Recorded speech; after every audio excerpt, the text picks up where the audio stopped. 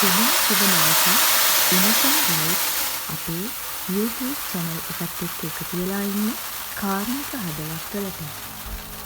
ඉතින් මේ කියලා අපිට විදිහටම හදවතෙන් සම්මානය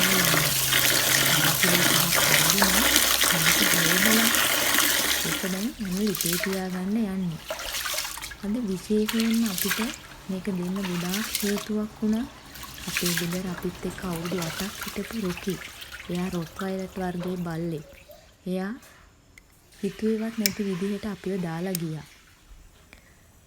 හිතුවේවත් නැති විදිහට කිව්වට අපේම නොසලකිල්ලක් වෙන්න පුළුවන්. එයාගේ වකුගඩු දෙකම හොඳටම නරක් වෙලා. අපි දන්නේ නැහැ කලින් අවුරුදු 5කින් ලේකක් බලපුවාම එයාගේ වකුගඩු වල තියෙන ප්‍රශ්න මොන හරි තියෙනවා නම් බලාගත්ත හැකිලු. ඔයාලත් අනිවාර්යෙන්ම මේ දේ කරන්න අවුරුදු 5ක් ඔයාලගේ ගෙදර බව්වෙක් ඉන්නවනම්. ඉතින් ඔන්න එයා වෙනුවෙන් අපි මේ පුංචි දානයක් සූදානම් කරා වීදි බව්වන්ට. අපි ඒකට දානවා මාළු, ඊට පස්සේ සැමන්, ඊට පස්සේ පීකුදු, වට්ටක්කා ගොඩාක් ಜಾති දාලා දැන් එයා වෙනුවෙන් අපි මේ වීදියේ ඉන්න අහිංසක බව්වන්ට කෑම වේලක් දෙන්නයි යන්නේ. අපි හැමදාම දෙනවා. ඒ වුණාට අද මේක විශේෂයි. ඒ රොකී වෙනුවෙන්.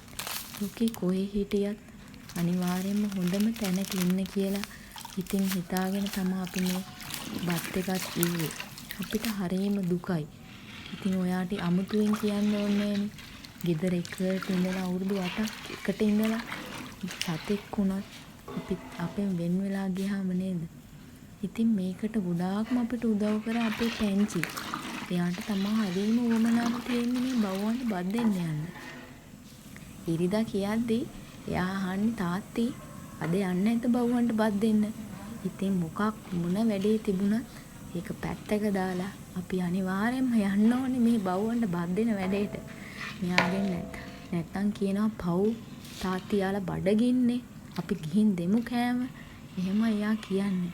ඉතින් බලන්න පුංචි කාලේ ඉඳන්ම දරුවන්ට කාර්මික හදවත් දෙන්න දෙමව්පිය විදිහට කොච්චර වගකීමක් අපි දෙන්න ඕනද? සමහර දරුවෝ ඉන්නවා බව්වෙත් දැක්ක ගමන් ගලකින් හරි ගහනවා. එහෙම වෙන්න එපා නේද? අපි අනිවාර්යයෙන්ම දරුවන්ට හොඳ දේවල් දෙන්න ඕනේ. පුංචි කාලේ ඉඳන්. ඔය ආසාවෙන් කූරු ගන්නවා අය. බත් එක බව්වන්ට දෙන්න. ඉතින් හාල්ට ඊට පස්සේ අපි දැම්මා. ඒකටම හොද්ද වගේ හදලා ඊට පස්සේ තමයි හාල් ටික දැම්මේ. එතකොට තමයි බත් එකට හොඳ රසක් එන්නේ. බව් ආසයිනේ මාළු රසට. එහෙම තමයි අපේ මහත්තයාණන් කිව්වේ. ඕන එයා කිව්ව දේ තමයි හැදුවේ. හැබැයි බත් ඇටයක්වත් ඉතුරු නැතුව බල්ලෝ ටික නම් කෑවා. ඉතින් ඔහොම තමයි බත් එක අපි හදාගත්තේ. දැන් බත් එක හදාගෙන බත් එක කූරු ගන්නවා කෙන්චි. ඊයසින් පූස් පංචත් ආවා අපේ සුවඳ බලන්න. මේ මුළු දැන් මේ පැත්තම මේ සුවඳින් එවන වටේට කට්ටිය ඇවිල්ලා කන්න.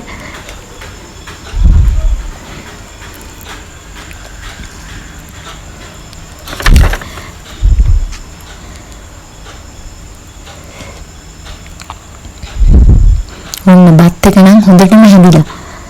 හොඳ සුවඳකුත් එනවා.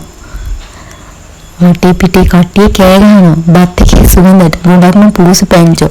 ඔන්න පළවෙනි එක්කෙනාට අපි දුන්නා. මනින්න තියා කන විදිය මේක මේ රස්නේ බත් එක අපිට නිවා ගන්නවත් වෙලා නැහැ. මොකද රැවුනොත් බවු ටික නැතුව ගියොත් කියලා අපි ටට්ටක් ගාලා ගියා. ඒත් මේ උණුවෙන් දීලා තියෙන බත් එක මම මෙයා කන්නේ. හිතන්නකො කොච්චර රස ඇතිද කියලා. බවන්ට උනත් කාට උනත් දෙද්දී දෙයක් දෙන්න ඕන උපරිමෙන්න. පුංචි දෙයක් උනත් කමන්නේ. අපේ දේ දෙද්දී අනිවාර්යෙන්ම අපිට පුළුවන් උපරිමෙන්න දෙන්න ඕනේ. එතකොට තමයි ඒක දෙන කෙනත් ඒක ලබන කෙනත් දෙන්නම තෘප්තිමත් වෙන්නේ. ඉතින් මොහොමකින් දීගෙන ගියා.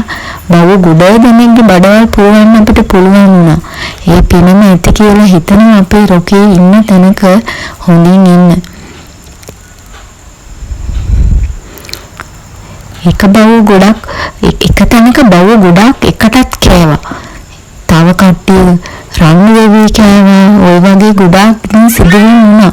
සත්තුන්ත් ඉතින් සත්තු අතරත් එක එක ප්‍රශ්න තියෙනවනේ නේද? මිනිස්සුත් ගහ ගන්න වෙලේ සත්තු ගහගත්තාම මොකද වෙන්නේ නේද? එහෙම කියන්නේ. ඔන්න බලන්න. චූටි බව්වෙක් හිටිය ඇවිල්ලා එයා කන්න හොයා හිටියේ. එයාගේ වාසනාවකට කොහෙද අපි එතනට ආවා. ආපු ගමන් සුවඳ දැනෙන එයාට. අපි වාහනේ නවත්තපු ගමන් එයා ඉව කරලා මේ ටබ්බාල ආවා. බත් ටික කන්න. බලන්නකෝ එයා කන විදිය.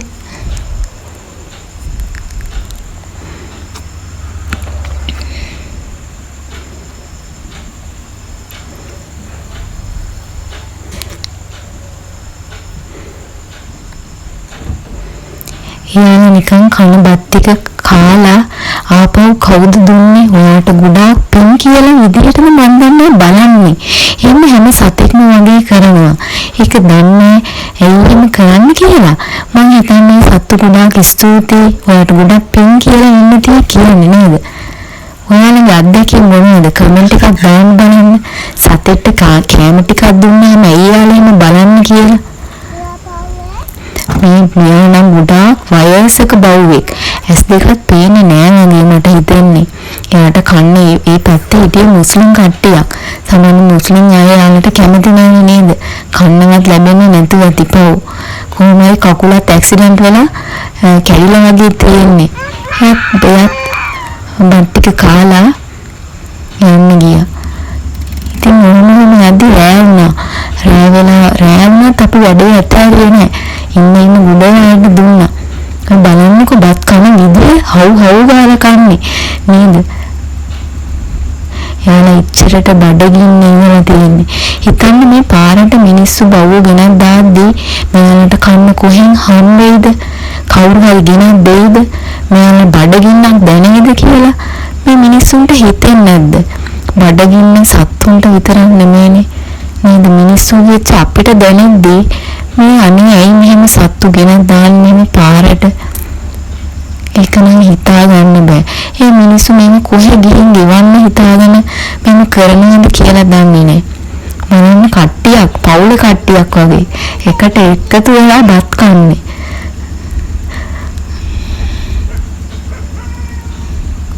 ඇත්තටම හිතට මාරම සැනසීමක්, මාරම සතුටක්. ඔයාලත් මේ වීඩියෝ බලලා ඔයාලගේ හිතට ගන්න හාල් කිලෝ එකකින් හරි කමක් නෑ.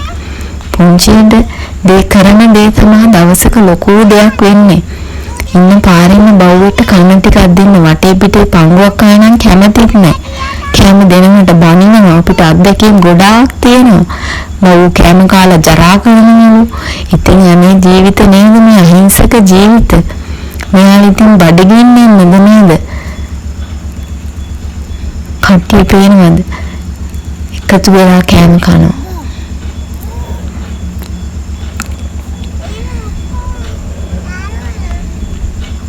තව ගේනවද කියලා බලනවා එක්කෙනෙක්. එතනින් අවසන් වුණා. අපේ ඉතින් මේ බත් ටික ඔක්කොම අපි මෙයාලට දීලා ගියේ. පුංචි පැංචු ගොඩාක් අද බත් කෑම කාලා බන්න පුරව ගත්තා. ඉතින් ඔයාලට ගොඩාක් ස්තුතියි. මේ අපි එක වැඳලා අපේ වීඩියෝ නරඹුවට. ආයෙත් එන්න